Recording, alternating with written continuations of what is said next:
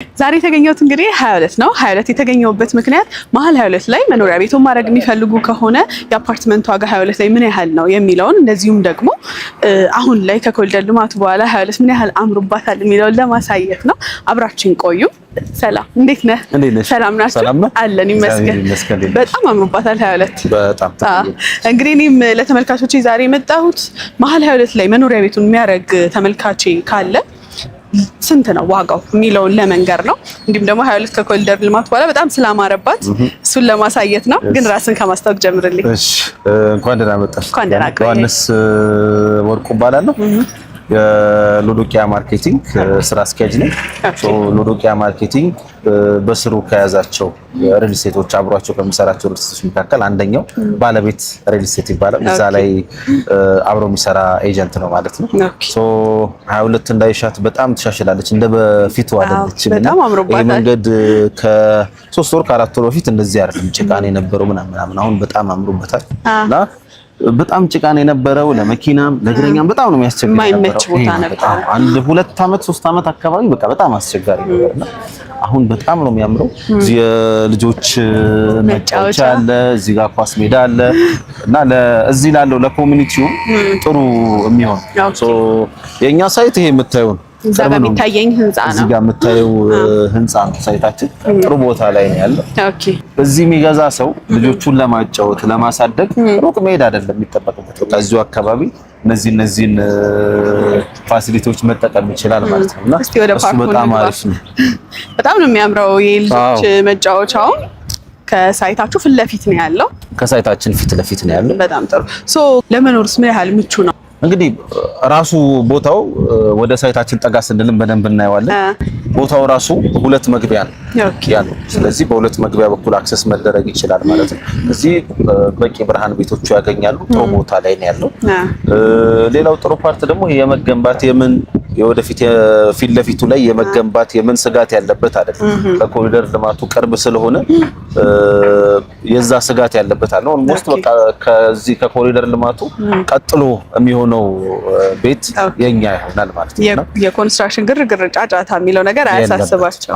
እሱ በጣም ጥሩ ነው። ከዛ ውጪ እንዳልኩሽ ልጆችን ለማሳደግ አሁን ጥሩ ነው እንደዚህ አይነት ቦታዎች መፈጠራቸው በራሱ ልጆችን ለማሳደግ። አሁን ትልቁ ችግር አፓርትመንት ላይ እሱ አይደል ልጆችን የምታሳድግበት ቦታ ነው። እነዚህ ቦታዎች መኖራቸው እዚህ አካባቢ በጣም ጥሩ ነው። ከዛ ውጪ ብዙ ነገሮችን በቅርብ ርቀት አክሰስ የምታደርጊበት ነው። ለምሳሌ ድንበር ሆስፒታል በእግር ነው ወክ የምታደርጊው፣ ህፃናትና የእናቶች ክሊኒክ ነው ወክ አድርገሽ። ስለዚህ ምንድነው ባልና ሚስት ልጅ ሊወልዱ ቢደርሱ በቃ ወክ አድርገው ነው ክትትሏን የምታደርገው እዚህ ይሆናል ማለት ነው። እሱ በጣም ጥሩ ነው። እንግሊዝ ኤምባሲ በጣም ቅርብ ነው። እንግሊዝ ኤምባሲ የ2 ደቂቃ ድራይቭ ነው እዚህ ያለው። ቦሌ ኤርፖርት 5 ደቂቃ ድራይቭ ወይ ነው። ስለዚህ ቦሌ መድኃኒዓለም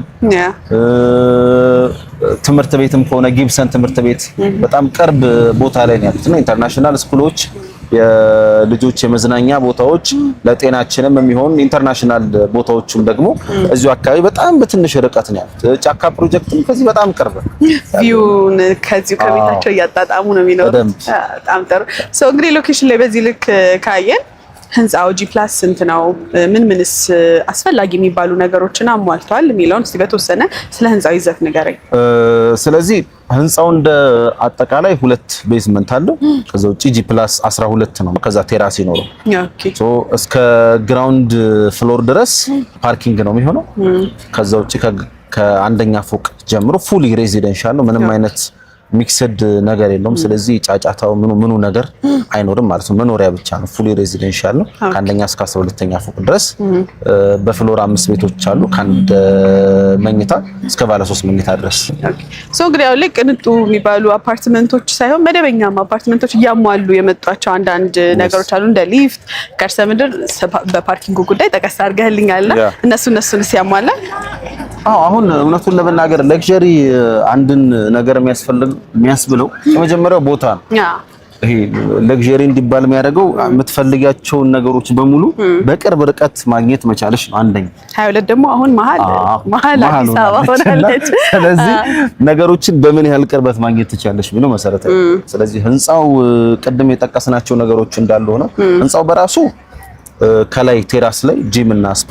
ኦኬ ጂም እና ስፓ ሲባል አሁን እንደተለመደው ስፔሱን ሳይሆን ከነቅ ጂም እና ስፓው ከነቀው ተሟልቶ ሬዚደንሻል ብቻ የሚጠቀምበት ከውጪ ሰው አይገባም። ሰው የሚጠቀምበት እዛ የሚኖረው ነዋሪ ብቻ የሚጠቀምበት ጂም እና ስፓ አለው። ከዛ ደግሞ ሰፊ ቴራስ ይኖረዋል። ኪችን እና ባዝሩሞች ያሉት ቴራስ ይኖረዋል። ስለዚህ ፕሮግራም ሲኖረው ሰው እየኖረ መቼም ደስታና ሀዘን ያጋጥማል። እሱን የምታከናውኝበት ቦታ ደግሞ ያስፈልጋልና እሱን አድርገናል ማለት ነው። ከዛ ውጪ 24 ሰዓት ጥበቃ፣ የከርሰ ምድር ውሃ፣ መሰረታዊ ነገሮች ባካፕ ጀነሬተር፣ ሊፍት እነዚህ አሉ። መልካም። ስለዚህ አሚኒቲ በሚባል ደረጃ በኖርማል መደበኛ ሳይሆን እስከ ሌክዠሪ በሚባል ደረጃ ያሟላ አፓርትመንት ነው። ከመዋኛ ገንዳ ውጭ አይደለም። በቃ ምንም ነገር የለም። በጣም ጥሩ። ከስንት ካሬ ጀምሮ ነው እናንተ ጋር ቤት ለሚፈልጉ ተመልካቾች ማግኘት የሚችሉት? እንዲሁም ደግሞ ከባለ ስንት መኝታ ጀምሮ ነው እየገነባችሁ ያላችሁት? እዚህ ከ89 ካሬ ጀምሮ ሰው እንደ አቅሙ እንዲገዛ ከ89 ካሬ ትልቅ ደግሞ እስከ 200 ካሬ ድረስ አለ። እንደ አቅሙ ሰው እንዲገዛ ጥሩ ነገር አመቻችተናል። ከፕራይሳችንም ጀምሮ የካሬዎቹንም ስንመጠን ያደረግነው በዛ መልኩ ነው። ስለዚህ ከ89 ካሬ ከባለ አንድ መኝታ እስከ 200 ካሬ ድረስ ባለ 3 መኝታ ድረስ አለ ማለት ነው። ባለ አንድ ባለ 3 መኝታ እናንተ ጋር ማግኘት ይችላሉ ማለት ነው። ከፈለገ ደግሞ ሰውየው ምን እናደርጋለን? ዲዛይንም እዛው ራሳችንን እኛ ምን ሰው የኢንተርናል ዲዛይን ክፍል ስላለን ለምሳሌ 1 ቤድሩም እና 3 ቤድሩሙን ቀላቅሎ ጥሩ ዲዛይን በ4 ዲዛይን አሁን የሰራንላችሁ ደንበኞች አሉ። በ4 ቤድሩም አድርገን የፔንት ሃውስ አይነት እንትን አላቸውና እንደዛ አድርገን የሰራንላችሁ አሉ። ሰፊ ቤተሰብ ላለው ሰፊ ለሚፈልግ ሰው እንደዛ አይነት አማራጮችም አሉን ማለት ነው። በጣም ጥሩ ነው። ያልተለመደ ነው። ብዙ ቦታ የሚያገኙት አይመስለኝም ያንንና በቃ ስፔሱንም በደንብ ማግኘት ይችላሉ። ከዛ ደግሞ ዲዛይን ዋይዝም እንደው ሲቀላቀል አሁን አንዳንድ ጊዜ ምን ይሆናል? አንዱን ቤት ከአንዱ ቤት ጋር ስትቀላቂው 2 ሳሎን አይነት ነገር ምናምን ይሆናል።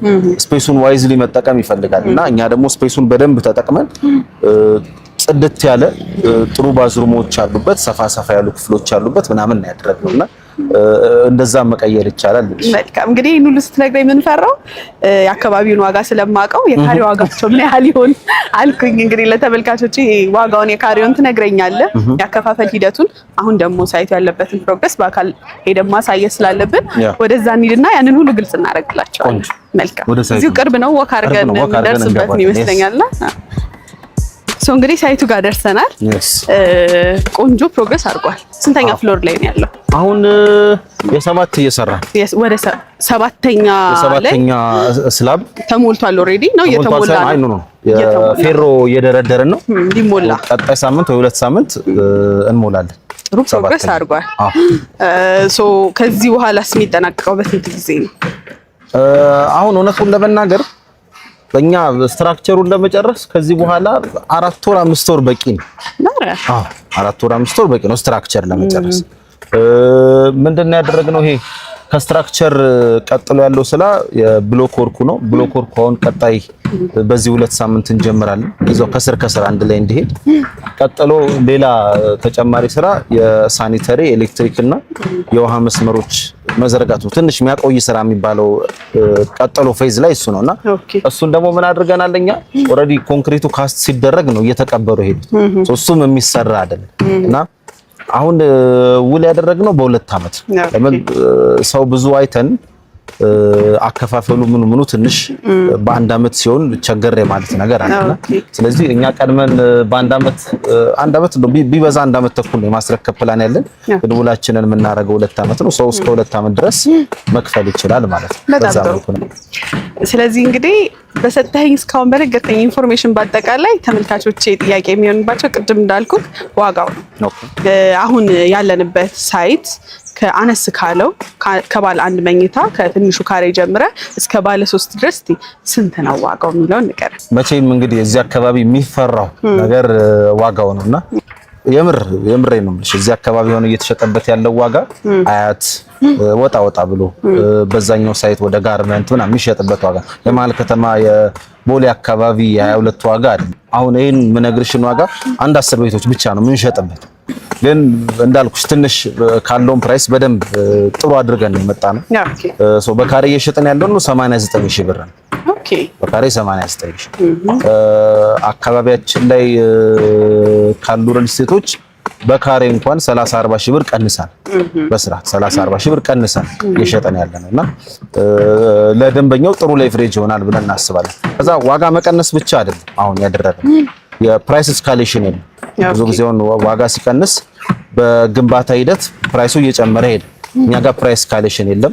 ተጨማሪ ይሄ ምንድነው በቃ ያልተሰማች የሆነች ክፍያ ምናምን የለች፣ የተደበቀ ክፍያ የለም። ስለዚህ ደንበኛው ቤቱን እስኪረከብ ድረስ በዚህ ጭማሪ ነው። የግንባታ ዕቃ ጨመረብን አስተያየት አድርጉልን ብላችሁ ከጊዜ በኋላ ደንበኛ ላይ የምትጠይቁት ሂሳብም ጭማሪ አይኖርም። ለምሳሌ አሁን እንደዛ አይኖረንም የምንለው ለምን መሰለሽ? አንደኛ አሁን የዚህን የኮንክሪቱን እኛ ከፍለን ጨርሰናል። ሙሉ ለሙሉ ለዚህ ግንባታ የሚሆነን ፌሮ አስገብተናል። ይሄ ለስትራክቸራል ፓርቱን ለመጨረስ የሚያስፈልገንን ነገሮች ፌሮ፣ ኮንክሪት ነው። ሌላው እነዚህን ከፍለን ጨርሰናል። እነዚህ ናቸው ዋጋው ላይ ልዩነት የሚፈጥሩት። አዎ ከዛ ውጪ ኢምፖርት ኤክስፖርቱን እኛ ራሳችንን የምንሰራው ፊኒሺንግ ማቴሪያሎች ራሳችንን ኢምፖርት የምናደርገው ሌላ ኢምፖርት ያደረገውን አይደለም የምንጠቀም። እሱ ሌቨሬጅ ይሰጠናልና ልንጨምር የምንችልበት ሁኔታ የለም። አሁን ልትጨምር የምትችይው ዋጋው ከጨመረብሽ ነው። እኛ ዋጋ ያልጨመረብንን ዋጋ ጨምሯል ብለን አንጨምር። እኛ ኦልሬዲ ቀድመን ገዝተናል። በጣም ጥሩ። እንግዲህ ባለ አንድ መኝታውን መግዛት ፈልገው ግን ሙሉ ክፍያ ከመክፈል ይልቅ ቅድመ ክፍያ በመክፈል መግዛት የሚችሉ ተመልካቾች ካሉ እንዲሁም ደግሞ አጠቃላይ ክፍያው ምን ያህል ነው የሚለውን ማወቅ የሚፈልጉ ካሉ አጠቃላይ ክፍያውና ከቅድመ ክፍያውን ጀምርና ከባለ አንድ መኝታ መረጃ እንስጣቸው። እሺ፣ ስለዚህ እንግዲህ ዋጋቸው አሁን በካሬ 89 ሺህ ብዬሻለሁ። ስለዚህ የእያንዳንዳችሁን ዝም ብለን እየጠቀስን እናልፋለን። የ89 ካሬው ሲሆን ባለ አንድ መኝታ ነው 89 ካሬያችን። ስለዚህ 89 ካሬ ሲሆን በ89 ሺህ ወደ 7.9 ሚሊዮን ብር ይመጣል። አጠቃላይ ክፍያው ማለት ነው። የእሱን ቅድሚያ የሚከፍሉት 20% ነው። ቀደማውን ዋጋ አይጨምርም ያልኩሽ ይሄ 7.9 ሚሊዮን ብር በቃ 2 አመት ሙሉ ኤብር ነው የሚከፈል። ከፍም ዝቅም አይልም ማለት ነው። የሱን 20% ነው ቅድሚያ የሚከፈለው ወደ 1.2 ሚሊዮን ብር አካባቢ ቅድሚያ ይከፍላሉ ማለት ነው። ከኛ ጋር ኮንትራት ለመፈራረም 1.2 ሚሊዮን ብር ነው የሚያስፈልጋቸው። እዚህ በ1.2 ሚሊዮን ብር ይገባል። ቀጥሎ ሌላውን ይከፍል።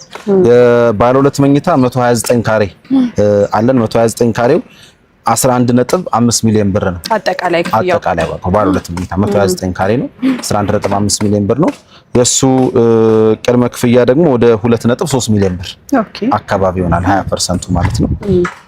ቀጥሎ ሌላ ባለ ሁለት መኝታ አለን። አንድ አይነት ነው ዋጋው ተመሳሳይ ነው። አንድ አይነት ነው 129 ካሬ ናቸው።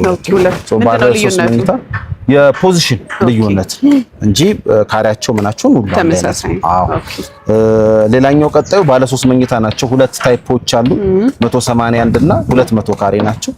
የ181ዱ 16.1 ሚሊዮን ብር ባለ 3 መኝታው ማለት ነው። ቅድሚያ ክፍያ 20%ቱ ደግሞ 3.2 ሚሊዮን ብር ነው። የባለ 3 መኝታ 200 ካሬው ትልቁ ያልኩሽ ደግሞ ወደ 17.8 ሚሊዮን ብር ይሆናል። ቅድሚያ ክፍያው ደግሞ 3.5 ሚሊዮን ብር ይሆናል ማለት ነው። አሁን እኛ ይሄንንም እየሸጥን ሌላ ተጨማሪ ዲስካውንት ደግሞ አዘጋጅተን ከዚህም ላይ ከ89 ሺህም ላይ ሌላ ተጨማሪ ዲስካውንት አዘጋጅተን፣ ስለዚህ ደንበኞች 20% ነው ቅድሚያ ክፍያችን። ከ35% ጀምሮ የሚከፍል ደንበኛ በሚከፍለው የብር መጠን እያደገ የሚሄድ የዋጋ ቅናሽ ያገኛል ማለት ነው። ስለዚህ ከአንድ ቤት ላይ በዚህ ዲስካውንት ሙሉ ክፍያ ሲከፍሉ ምን ያህል ብር ያተርፋሉ?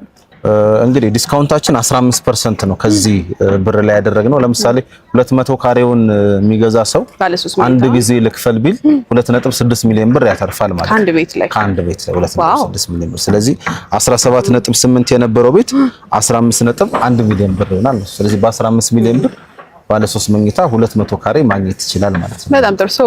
አቅሙ ካለና እጅ ላይ ካለ ባለ 3 ሙሉ ክፍያ ገዝቶ ቅድመ ክፍያ ባለ አንዱ ለልጅ ማስቀመጥም ይቻላል በረጅም ጊዜ ክፍያ። ስለዚህ በጣም ጥሩ። ባለ አንድና ባለ ሁለቱ ላይ ስለዚህ ባለ አንድ መኝታው ደግሞ 7.9 ሚሊዮን ነው ቅድም ያልነው አጠቃላይ ዋጋው።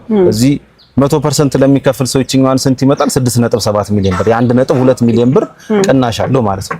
እዚህ ላይ ተወሰነ ጨምሮ ሌላ ራሱ ዳውን ፔመንት መክፈል ይችላል ማለት ነው። ይሄ በጣም ጥሩ ኦፈር፣ ጥሩ አማራጭ ነው። ግን ያከፋፈል ሂደቱ በምን መልኩ ነው?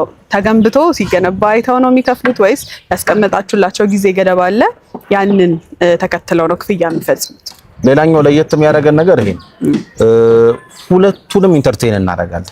ለምሳሌ አንዳንድ ሰው ብዙ ጊዜ ደግሞ ዲያስፖራው የሚያገኘው ወርሃዊ ተመሳሳይ ገቢ የሆነበት ሰው አለ። ስለዚህ ተመሳሳይ ገቢ ስለሆነ እናንተ የምትደርሱበትን ጊዜ አላቅ ሶ መክፈል እንፈልገው በኢንተርቫል ነው በየ3 ወሩ በየ4 ወሩ ነው መክፈል እንፈልገው ለሚል በኢንተርቫል አለን በየ4 ወሩ መክፈል ይችላል ለ2 አመት ሌላው ደግሞ አይ ነው ስትገነቡ ያየው ነው መክፈል የምፈልገው ለሚል ደግሞ ለሱም ፕሮግረስ ቤዝድ የሆነ አከፋፈላለን ማለት ነው ስለዚህ ሁለቱንም አከፋፈል ነው የምናስተናግደው ፕሮግረስ ቤዝድ የሚፈልግም ፕሮግረሱን ያያየ መክፈል ይችላል አይ እኔ ቋሚ ገቢ ነው ያለኝ እሱን ላጠራቀም የሚል ሰው ደግሞ ያጠራቀመ በየ4 ወሩ መክፈል ይችላል ማለት ነው ወደ ደንበኛው እንዲመች አድርገን ያደረገ ይሄንን ቪዲዮአችንን እንዳዩ ስልካችንን እናንተ ጋር እናስቀምጣለን ይደውሉልን ለምሳሌ ውጪ ያሉ ሰዎች በዋትስአፕም በቴሌግራም ሊደውሉልን ይችላሉ በዛ ላይ ያገኙን ይችላሉ እዚህ ያሉ ደንበኞች ደግሞ ቀጥታ በስልካችን ደውለው